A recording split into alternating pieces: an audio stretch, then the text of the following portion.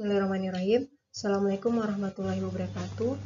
Pada pertemuan kali ini kita akan membahas salah satu materi dari metodologi penelitian untuk melanjutkan materi sebelumnya, yaitu menemukan masalah penelitian. Untuk di materi ini kita akan bahas bagaimana menyusun alur latar belakang masalah penelitian. Untuk literaturnya saya mengambil beberapa dari postingan Pak Romi Satria Wahono di Research Methodology 18 Juni 2012. Oke, untuk latar belakang masalah penelitian atau research background ini merupakan bagian pertama yang akan kita temukan dalam setiap artikel ilmiah, baik itu paper, tesis, skripsi, tugas akhir, laporan, ataupun yang lainnya. Nah, latar belakang masalah penelitian ini nanti menjelaskan secara lengkap topik atau subjek area dari penelitian kita, kemudian masalah penelitian yang kita pilih, dan mengapa kita melakukan penelitian pada topik dan masalah tersebut. Ini menurut Benson et al. Tahun 2008. Selanjutnya, ada beberapa alasan mengapa kita sulit membuat latar belakang masalah penelitian yang baik. Yang pertama, itu karena masalah penelitian yang kita lakukan itu memang tidak jelas dan dalam tanda kutip mengada-ada. Kemudian yang kedua adalah banyaknya copy paste yang kita lakukan sehingga alur cerita atau alur pikir dari paragraf antar paragraf satu dan yang lainnya itu kacau, jadi tidak saling berkesinambungan. Dan yang terakhir alasannya adalah peneliti itu gagal melandasi alasan mengapa melakukan penelitian karena kurang membaca literatur. Oke, jadi untuk menyelesaikan masalah pada slide sebelumnya, jadi ada 5 tahapan yang bisa kita lakukan untuk menyusun alur latar belakang dari masalah penelitian kita. Yang pertama, itu kita harus paham dulu. Ternyata di bidang computing, penelitian di bidang computing itu ada 2 stylenya, ada 2 modelnya, ada 2 gaya gitu. Kemudian yang kedua, kita harus menjawab sebuah pertanyaan why. Why, mengapa, yang ada di judul penelitian kita. Kemudian yang ketiga adalah kita harus tahu pola alur dan pokok pikiran di tiap paragrafnya. Terus, nanti yang keempat, kiatnya itu adalah belajar menulis dengan style ATM. Amati, tiru, modifikasi. Dan yang terakhir itu adalah kita harus merumuskan masalah dan menentukan tujuan dari penelitian kita. Baik, kita masuk untuk kiat yang pertama untuk menulis latar belakang masalah penelitian yang baik, yaitu pahami 2 gaya research di bidang computing. Jadi di bidang computing itu ada 2 model penelitian. Yang pertama adalah computer science atau ilmu komputer, dan yang kedua adalah information system atau IS atau sistem informasi. Nah, kita lihat karakteristik masing-masing style penelitian ini. Untuk computer science atau ilmu komputer, karakteristiknya itu berhubungan dengan core teknologi dan perbaikan metodologi. Jadi yang dititik beratkan adalah method improvement. Sedangkan kalau di penelitian di sistem informasi itu lebih cenderung ke arah isu tentang interaksi teknologi dan sosial, termasuk diantaranya mengukur dan menganalisis kesuksesan penerapan teknologi dan sistem informasi. Jadi 2 model penelitian di bidang computing ini kita harus paham dulu. Karena kita berada di prodi computer science, ilmu komputer, maka penelitian yang akan kita lakukan nanti itu akan berhubungan dengan perbaikan metode atau method improvement dan core teknologi. Maksudnya kita akan langsung menyentuh aplikasinya. Jadi untuk urusan menganalisis, mengukur seberapa sukses nanti penerapan teknologi dan sistem informasi itu adanya di bidang sistem informasi. Seperti itu. Baik, untuk kiat yang kedua yaitu kita harus menjawab semua pertanyaan why yang ada di judul penelitian kita. Why di sini adalah mengapa. Jadi setiap suku kata dari judul tersebut kita buat dalam bentuk pertanyaan why, lalu kita jawab dalam latar belakang masalah penelitian. Misalnya, kita diberikan sebuah judul penelitian. Ini penelitian yang dilakukan oleh Fay et al. Tahun 2008. Judulnya itu adalah prediksi produksi padi dengan menggunakan support vector machine berbasis particle swarm optimization. Jadi dari judul ini, nanti kita harus bisa membuat latar belakang masalah penelitian yang bisa menjawab pertanyaan-pertanyaan why atau pertanyaan mengapa. Yang pertama, mengapa padi? Kemudian yang kedua, mengapa prediksi produksi padi? Kemudian yang ketiga, mengapa support vector machine? Dan yang terakhir adalah mengapa particle swarm optimization. Selanjutnya, kiat yang ketiga yaitu kita harus mengetahui pola alur dan pokok pikiran dari paragraf yang terdapat di latar belakang masalah penelitian.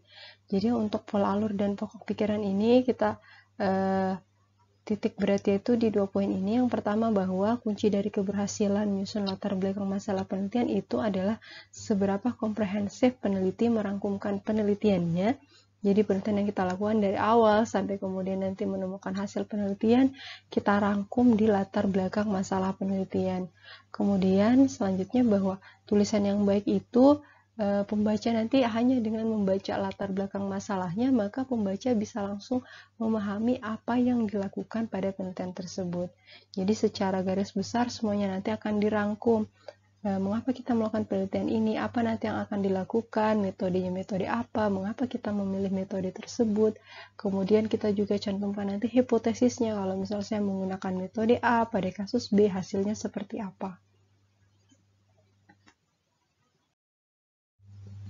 Nah, untuk bisa mencapai dua titik pokoknya tadi itu dalam latar belakang masalah penelitian, maka menurut Pak Romi Satriawohono, beliau itu membuat 6 alur dalam pola pikirnya, itu disingkat dengan Om Kakak Masa Soltu, di mana O-nya itulah objek penelitian, kemudian M-nya adalah metode-metode yang ada yang sudah digunakan oleh peneliti-peneliti sebelumnya, kemudian K-nya itu adalah kelebihan dan kelemahan metode yang ada, kemudian masanya itu adalah masalah pada metode yang dipilih, kemudian solnya adalah solusi perbaikan metode, dan yang terakhir tu-nya itulah rangkuman tujuan penelitian. Jadi ke-6 pola alur ini nanti akan diceritakan secara runut di latar belakang masalah penelitian. Jadi kita mulai dari objeknya, misalnya tadi mengapa padi, mengapa prediksi padi, kemudian metode-metode yang ada. Jadi selain menggunakan SVM, itu metode apa saja yang bisa dipakai untuk melakukan prediksi padi. Kemudian di metode yang kita pilih, misalnya tadi di SVM, kalau di judul sebelumnya itu apa masalah yang ada pada SVM tersebut. Nah, nanti pada solusi perbaikan metode kita cari studi literatur lagi untuk menangani masalah pada SVM tadi yang di nomor 4 itu kira-kira bisa pakai metode apa. Misalnya pakai swarm optimization tadi. Nah, kemudian karena sudah menggunakan swarm optimization tersebut, nah nanti tujuan penelitiannya apa. Jadi apa yang hendak kita capai dengan menerapkan metode swarm tadi di SVM dan hubungannya dengan prediksi padi. Selanjutnya untuk kiat yang keempat, kita harus belajar untuk menulis dengan metode ATM, yaitu amati, tiru, dan modifikasi. Jadi sangat tidak disarankan untuk melakukan copy paste. Jadi kita tetap copy dari referensi yang kita baca, kita tiru, namun kita harus melakukan modifikasi. Jadi tidak boleh copy paste betul-betul 100%. Karena jika kita misal di laporannya semuanya di copy paste 100%, itu masuk ke dalam laporan plagiarisme, plagiat kayak gitu. Nah, bagaimana kita mau melakukan model penulisan ATM ini? Pertama, kita banyak baca paper, terus kita lihat bagaimana para peneliti menuliskan hasil penelitiannya. Jadi untuk bisa menulis paper yang baik, laporan yang baik, kita harus banyak baca paper dan laporan penelitian. Kemudian setelah kita baca papernya, kita lihat bagaimana peneliti menuliskan hasil penelitiannya di tiap-tiap papernya. Nah, kita tiru alurnya, tapi dalam tanda kutip kita tidak nyontek. Nah, kenapa kita tidak nyontek? Karena walaupun kita menirunya, tapi kita melakukan modifikasi pada tulisan yang kita tulis di laporan kita. Jadi tidak boleh betul-betul 100% sama seperti paper yang kita baca, ya gitu. Jadi bukan menyalin isi paper, tetapi kita amati, kita baca, terus kita tiru nih penulisan gayanya kayak bagaimana, terus kita modifikasi dengan gaya kita sendiri.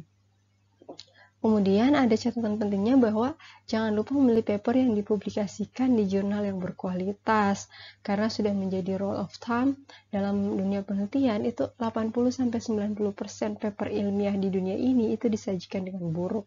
Bayangkan, jadi dari banyaknya paper yang kalian cari di Google tuh bahkan mencapai 90% tuh papernya disajikan dengan buruk. Jadi hanya ada 10% paper yang betul-betul baik. Nah, makanya untuk kelas ini minimal standarnya kita pakai yang terakreditasi Sinta, walaupun kalau sebenarnya kalau mencari betul-betul paper yang bagus, yang kualitasnya yang 10% baik tadi ini, itu harus terindeks ISI atau Scopus. Ini tarafnya internasional. Seperti itu. Nah, ini misalnya contohnya, jadi ada latar belakang masalah pada tulisan di slide selanjutnya nanti ini keterangannya bahwa untuk mempermudah memahami penjelasan, nanti untuk warna birunya itu petunjuk bahwa paper tersebut menjawab pertanyaan why di judul seperti yang ada di KIAT 2. Kemudian yang warna merah itu memberikan penjelasan bagaimana paragraf mengikuti alur dan pokok pikiran paragraf yang ada di KIAT 3 yang tadi itu, yang Om Kakak Masa Soltu.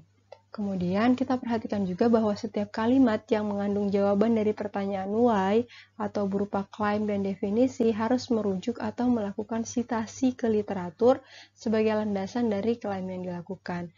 Jadi ketika kita menjawab mengapa padi, alasan yang kita jelaskan nanti mengapa prediksi padi, alasan itu semua harus merujuk. Karena kita tidak boleh menggunakan alasan kita yang subjektif. Jadi kita harus merujuknya dari peneliti-peneliti sebelumnya yang telah melakukan penelitian. Nah, untuk selanjutnya daftar referensi dari paper V et al. Tahun 2009 tidak ditampilkan karena poin penting yang ingin disampaikan nanti adalah bagaimana alur kalimat dan paragrafnya. Seperti itu. Kita lihat contoh latar belakang masalah penelitiannya. Misal judulnya tadi adalah prediksi produksi padi dengan menggunakan support vector machine berbasis particle swarm optimization. Nah, inilah latar belakang masalahnya. Jadi kita runut tadi, kalau masih ingat O-nya, yang objeknya itu nanti menjawab mengapa padi. Jadi kita bisa uraikan mungkin dengan 1-2 kalimat. Jadi mengapa padi? Karena padi adalah komoditas yang penting misal di China karena tingkat produksinya tinggi. Nah, kita merujuk. Yang menyatakan padi itu komoditas yang penting itu siapa? Sumbernya dari mana? Kayak gitu. Jadi misal lagi kita melakukan prediksi penyakit demam berdarah. Jadi nanti mengapa penyakit demam berdarah? Terus misal kita menuliskan karena penyakit demam berdarah ini di Indonesia misalnya tinggi di tahun 2020 misal. Nah, sumbernya mana? Jadi kita tidak boleh mengklaim suatu jawaban dari pertanyaan yang mengapa tadi di KIAT 2 kita mau menjawabnya, tapi harus ada sumber referensi dari mana jawaban tersebut kita peroleh. Kemudian sudah terjawab tadi mengapa padi, selanjutnya mengapa prediksi produksi padi. Lihat lagi, disinilah objek penelitiannya, yaitu kita melakukan prediksi terhadap produksi padi. Jadi produksi padi perlu diprediksi dengan akurat karena hasil prediksi yang akurat sangat penting untuk membuat kebijakan nasional. Lihat, ada lagi sumbernya, trial 2008. Jadi, kita tidak boleh mengklaim, oh, karena prediksi padi ini harus sangat wajib, sangat penting. Ya, pentingnya kenapa? Oh, dia penting karena untuk membuat kebijakan nasional. Iya, siapa yang bilang? Kayak gitu. Jadi, nanti untuk menjawab semua pertanyaan why atau mengapa tadi, kalian usahakan cari literaturnya. Jadi, kita tidak boleh mengklaim secara sepihak. Ya, menurut saya penting. Ya, pentingnya kenapa? Harus ada literaturnya, kayak gitu. Kemudian, selanjutnya tadi, kalau sudah ketemu, oh ini objek penelitiannya, kita lanjut dengan metode-metode yang ada, M-nya gitu kan. Nah, metode-metode yang sudah digunakan untuk produksi padi, misalnya, itu ada support vector machine, SVM, itu diteliti oleh Yongsheng tahun 2008, kemudian ada neural network oleh Sheng tahun 2007, kemudian ada Gray model U 2007, diusulkan oleh banyak peneliti nih untuk prediksi produksi padi. Jadi kalian rangkum untuk penelitian yang kalian lakukan nanti, metode-metode yang sudah ada itu apa. Seperti itu. Jadi di sini adalah yang menunjukkan kita ini sudah seberapa dalam melakukan studi literatur terhadap metode-metode yang sudah pernah dipakai untuk kasus objek penelitian kita. Seperti itu.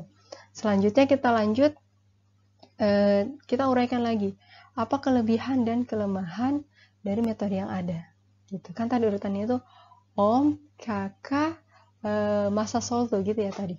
Oke, untuk yang kakaknya, untuk kelebihan dan kelemahannya kita uraikan lagi. Misal yang NN, yang neural network, itu kelebihannya pada prediksi nonlinear, kuat di parallel processing, dan kemampuan untuk mentoleransi kesalahan. Tapi, nah kalau kalian baca di latar belakang kemudian ada kata tapi, di situ berarti nanti disebutkan kekurangan atau kelemahan, atau bisa jadi masalah nanti kayak gitu.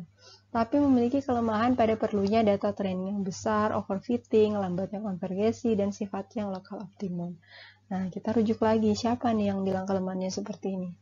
Kemudian kalau GM ini tadi gray model. GM punya kelebihan di tingginya akurasi prediksi meskipun menggunakan data yang sedikit. Akan tetapi, nah ini kelemahan lagi nih. GM memiliki kelemahan pada prediksi data yang sifatnya naik turun secara fluktuatif seperti pada data produksi padi. Begitu. Kita cantumkan lagi sumbernya yang mengatakan GM kelebihannya ini, kekurangannya ini itu siapa. Oke, kita lanjut lagi. Jadi, ini masalah di metode yang ada, kita sambung dengan selanjutnya adalah masalah pada metode yang kita pilih. Jadi dari kalian sudah sajikan nih metode-metode yang sudah ada, kan pasti kalian sudah punya punya satu bakal calon metode yang akan kalian pakai di metode penelitiannya kalian. Nah, kita jelaskanlah di paragraf selanjutnya. Ini juga bisa langsung menjawab kiat yang kedua, yaitu mengapa support vector machine. Misalnya ketika yang kita pilih adalah SVM. Kita jelaskan lagi. Jadi kalau SVM dapat memecahkan masalah NN dan GM, yaitu overfitting, lambatnya konvergensi, dan sedikitnya data training. Ini siapa nih yang bilang? Yang mana ini tepat untuk karakteristik data produksi padi pada penelitian ini? Cocok kan? Jadi ini mengapa support vector machine? Nah, karena kelebihannya ini. Jadi bisa memecahkan masalah di NN dan GM. Jadi dia itu untuk overfitting, lambatnya konvergensi, sedikitnya data training, itu semua tidak ngaruh kalau di SVM. Dan masalah-masalah ini sangat tepat untuk karakteristik data produksi padi. Nah, tetapi, di sini nih kita uraikan lagi, apa masalah di SVM ini? Tetapi SVM memiliki kelemahan pada sulitnya pemilihan parameter SVM yang optimal. Kita harus merujuk lagi, siapa nih yang bilang kelemahan ini? Selanjutnya, karena tadi kita sudah jelaskan apa nih masalah pada metode yang kita pilih, lalu kita uraikan solusi perbaikan metode kita, dan tentunya harus berdasarkan studi literatur. Misal yang solusi perbaikannya kita mau menerapkan PSO, misal Particle Swarm Optimization. Nah, ini PSO ini adalah metode optimisasi yang terbukti efektif digunakan untuk memecahkan masalah optimasi multidimensi dan multiparameter pada pembelajaran pada machine learning seperti NN, SVM, dan classifier. Jadi sudah ada yang pernah meneliti juga si Bridge 2009 ini, katanya PSO ini bisa menyelesaikan masalah pada NN, SVM yang mau kita pakai dan classifier lain. Nah, selanjutnya kita rangkumlah tujuan kita meneliti ini apa. Jadi pada penelitian ini PSO akan kita terapkan untuk pemilihan parameter SVM yang sesuai dan optimal sehingga hasil prediksinya nanti bisa lebih akurat. Jadi kita menjawab pertanyaan yang di kiat 2, mengapa padi, mengapa prediksi produksi padi, mengapa SVM, mengapa PSO. Jadi setelah kita jawab pertanyaan why-nya, kita lihat juga alurnya, pola pikirnya tadi yang Ohm, kakak, massa Salto. Objek penelitiannya sudah jelas, metode-metode yang ada juga kita sudah uraikan, kemudian apa kelebihan dan kelemahan metode yang ada, kemudian kita tambahkan dengan masalah pada metode yang kita pilih, terus solusi perbaikannya apa, dan terakhir kita rangkumkan tujuan dari penelitiannya kita. Seperti itu. Untuk kiat yang kelima, yaitu kita menyusun rumusan masalah dan menentukan tujuan penelitian kita. Jadi ketika peneliti telah menyusun latar belakang masalah yang baik, seperti yang diuraikan di slide sebelumnya, maka masalah dan tujuan penelitian juga dapat dirangkumkan dengan baik. Nah, di Indonesia masalah penelitian ini biasanya dirangkumkan dalam format identifikasi masalah atau problem statement dan rumusan masalah atau research question. Umumnya untuk problem statement ini atau identifikasi masalah itu bisa kita temukan di uraian latar belakang, sedangkan kalau rumusan masalah pada pelaporan, misal tugas akhir, tesis, disertasi, itu umumnya dibuatkan poin tersendiri untuk rumusan masalah. Tapi kalau misal kita baca di paper, maka baik identifikasi masalah maupun rumusan masalah itu sama-sama berada di bagian introduction atau latar belakang atau pendahuluan, seperti itu. Nah, jadi sebagai kelanjutan dari latar belakang masalah yang sudah diuraikan, maka kita bisa rangkumkan apa masalahnya, kemudian apa tujuan penelitiannya. Misalnya, untuk judul dan latar belakang masalah yang sudah kita uraikan sebelumnya tentang prediksi produksi padi, nah nanti kita buat masalah penelitiannya. Masalahnya misalnya, SVM adalah algoritma yang memiliki performa yang sangat baik untuk prediksi rentet waktu, karena dapat memecahkan masalah overfitting, kemudian lambatnya konvergensi, dan sedikitnya data training. Tetapi, SVM memiliki kelemahan pada sulitnya pemilihan parameter yang optimal, karena harus dilakukan secara trial and error, sehingga menyebabkan tingkat akurasi prediksi menjadi rendah. Seperti itu. Jadi, ada masalahnya di SVM-nya ini, karena pada SVM ini tuh sulit untuk melakukan pemilihan parameter yang optimal. Kenapa? Karena parameternya ini nanti kita pilihnya trial and error. Jadi dicoba dulu, kalau bagus dipilih, kemudian kalau tidak bagus coba pilih yang lain, seperti itu. Nah, misal ketika kita sudah memilih di percobaan kedua menurut kita baik, tetapi ternyata kalau kita lanjut, misal di percobaan ke-6 bisa jadi itu lebih baik kayak gitu loh. Tapi kita berhentinya di percobaan kedua. Nah, karena trial and error tadi itu, jadi bisa jadi tingkat akurasi prediksi yang kita lakukan itu lebih rendah, seperti itu. Nah, sehingga dari adanya masalah penelitian tadi, kita bisa susun pertanyaan penelitiannya atau research questionnya. Jadi, seberapa tinggi akurasi metode SVM apabila PSO atau particle swarm optimization diterapkan pada proses pemilihan parameter yang optimal. Jadi tadi, kalau SVM tuh sulit menentukan parameter yang optimal, sehingga menyebabkan akurasinya rendah. Nah, bagaimana kalau kita terapkan PSO? Kita terapkan PSO di SVM supaya bisa pilih parameter yang optimal. Nah, kita ukur akurasinya itu setinggi apa, naiknya seberapa tingkat kayak gitu. Nah, selain research question yang ini ada beberapa alternatif research question lain. Misal, bagaimana peningkatan akurasi SVM apabila PSO diterapkan pada proses pemilihan parameter yang optimal. Atau bagaimana pengaruh penerapan PSO pada pemilihan parameter yang optimal pada akurasi metode SVM. Jadi susunan kalimat yang beda namun teorinya itu mayoritas nanti tujuannya sama, maksud dan tujuannya gitu sama. Nah, dari kita sudah identifikasi masalahnya, terus kita rumuskan nih rumusan masalahnya, selanjutnya tujuan penelitiannya kita atau research objective. Nah, tujuannya kita apa? Yaitu menerapkan PSO untuk pemilihan parameter yang optimal pada SVM sehingga dapat meningkatkan akurasi hasil pada prediksi produksi padi misalnya. Gitu. Jadi, tujuan penelitian ini nanti itu akan menjawab rumusan masalahnya kita. Jadi kalau di rumusan masalah berupa kalimat pertanyaan, nah di tujuan penelitian ini sebuah pernyataan yang akan menjadi goalnya kita, misinya kita, tujuan dari penelitian yang kita lakukan.